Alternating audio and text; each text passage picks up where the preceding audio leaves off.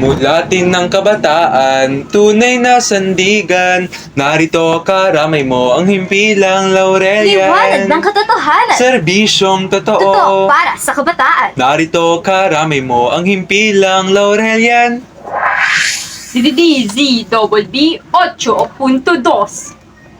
Magandang araw, Pilipinas! Magandang araw, lungsod ng Quezon. Magliliwanag na ang katotohanan at mikropono ng kabataan. Maghahatid ng mga tampok at pinag-uusapang balita. Ito si John Paul Fabiana. At Kay Chodoro. Kami ang iyong kaagapay sa impilang pambalitaan. Ang oras sa kapuluan ngayon ay 30 minuto makalipas ang 11 oras. Para sa tampok ng pahinang balita, PSJPLA pinaghandaan ng nalalapit na NLCA. CJ ng Laurel, wagi sa DSSPC. Libreng salamin ng Lion Club isinagawa para sa Laurelian.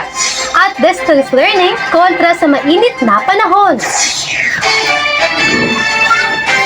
Para naman sa mga tampok ng pahinang opinyon, pagsubok o solusyon, takdang aralin sa takdang panahon, at tigil laro, focus sa guro.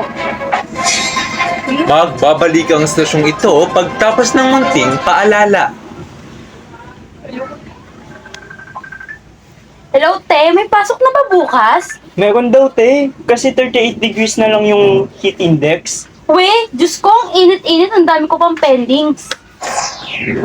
Bawat araw na walang pasok, mas tambak ang gawain ko. Nawawala ang pangangamba, kasi laging asynchronous. Feels like summer sa heat index, kaya #hydrated. Guys, gawin ko na nga. Para maiwasan ng komplikasyon ngayong mainit na panahon, inaabisuhan ng lahat na manatili sa bahay at maging hydrated. Mahalagang paalala mula sa Pag-asa at sa Sulyap Sinag. Nagbabalik muli ang Sulyap Sinag para naman sa tampok ng pahinang lathalain. Liriko ng buhay ko sa sariling karanasan. Hope ya like it!